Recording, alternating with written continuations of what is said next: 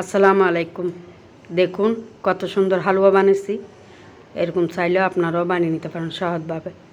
এখানে দেখুন আমার আধা কেজি গাজর নিছি, 4 রকমের বাদাম, একটা তেজপাতা, আর নিলাম 2টা এলাচি ছিঁড়ে। তারপর নিয়ে নিলাম 200 গ্রাম চিনি, 2টা ডানুর প্যাকেট নিলাম। আমি গাজরগুলোকে ছিলে কেট করে নিচ্ছি। আপনারাও চাইলে এভাবে নিতে পারেন, আর নাইলে ব্লেন্ডার করে নিতে পারেন। দেখুন কত চিকন চিকন করে আমি করছি, আপনারা চাইলে এইভাবে করতে পারেন। এখন দিয়ে দেব সুজিগুলো। আমার এখানে 3 চামচ সুজি নিছি আমি, আপনারা চাইলে বেশি করেও দিতে পারেন, আমি কম করে দিছি। একটু 1 মিনিট ভেজে নেব কাঁচা ভাবটা চলে যাওয়ার জন্য। এখন দিয়ে দিলাম ঘি। এখানে আমি ফ্রিজ থেকে ঘি নিছি, ঠান্ডা হয়ে গেছে। 3 চামচ ঘি দিয়ে দিলাম।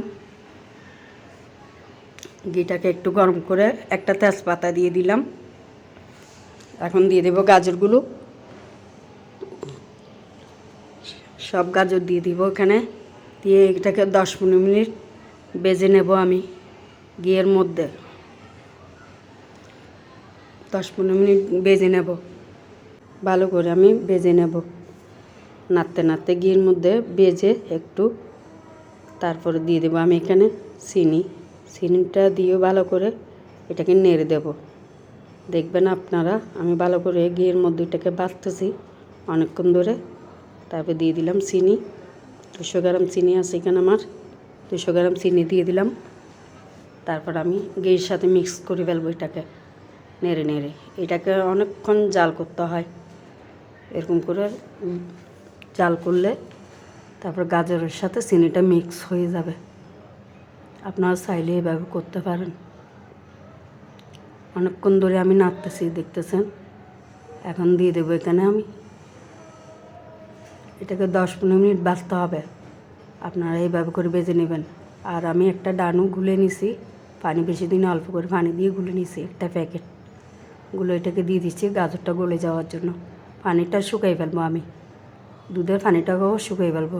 ফ্লেভার আনার জন্য একটা দানু দিয়ে দিলাম, আর এলাচিগুলো দিয়ে দিলাম। আমি ছিঁড়ে রাখছি যে এলাচিগুলো দিয়ে দিলাম এখানে। আপনারা চাইলেও গুঁড়ি করেও দিতে পারেন, আমি ছিঁড়ে দিয়ে দিয়েছি, আপনারা গুলে দিতে পারেন। একটা ডানু আমি আবার দিয়ে দিলাম, আমার 2 প্যাকেট ডানু ছিল, দুটোটা দিয়ে দিলাম এখানে। এটা যত দুধ দিয়ে রান্না করবেন হালুয়াটা খেতে ততই মজা হবে। আর দিয়ে দিব ভাজা সুজিটা, 1 মিনিট ভাজছি আমি, সুজিটা দিয়ে দিব গাজরের পানিটা টেনে নেওয়ার জন্য। এটাকে 10-15 মিনিট রান্না করব। রান্নার করতে করতে দেখবেন না গাজরগুলোর কালার চেঞ্জ হয়ে যাবে।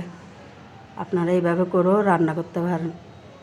দেখুন আমার গাজরটা হয়ে আসতেছে কত সুন্দর। এভাবে করে আপনারাও রান্না করতে পারেন। 10-15 মিনিট এভাবে করে আমি নাড়বো, নাড়তে নাড়তে দেখুন আমার গাজরটা হয়ে আসছে। এখন তেজপাতাটা তুলে ফেলবো। দেখুন আমার তেজপাতাটা আমি তুলে নিচ্ছি। গাজরটা আমি আরও কিছুক্ষণ রান্না করব। এভাবে নেড়ে নেড়ে দেখুন দেশির থেকে উঠে যাচ্ছে, দেখছেন আপনারা। ঘিয়ের গিয়াটা এখন ছেড়ে দিয়েছে, গাজরটা হয়ে আসছে। এখন দিয়ে দেবো বাদাম কুচি। আমার 4 রকমের বাদাম ছিল, ওখানে কেটে দিয়ে দিছি। দেখুন আমার গাজরটা হয়ে আসছে।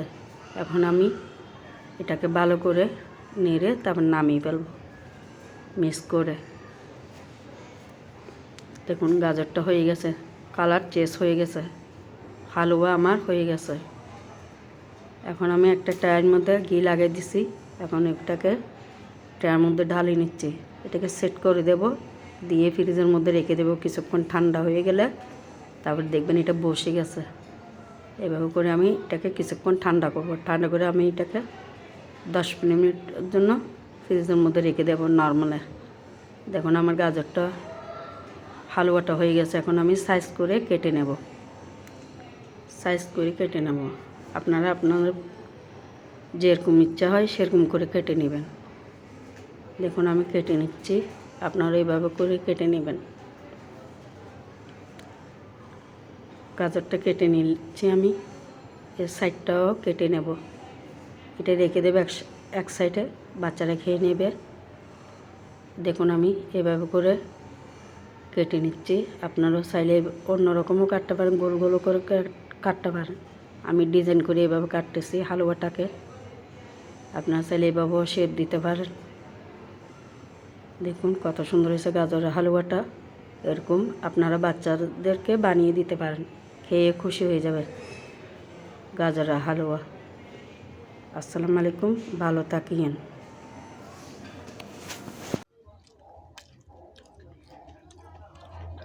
কেরম মজাই না হন না।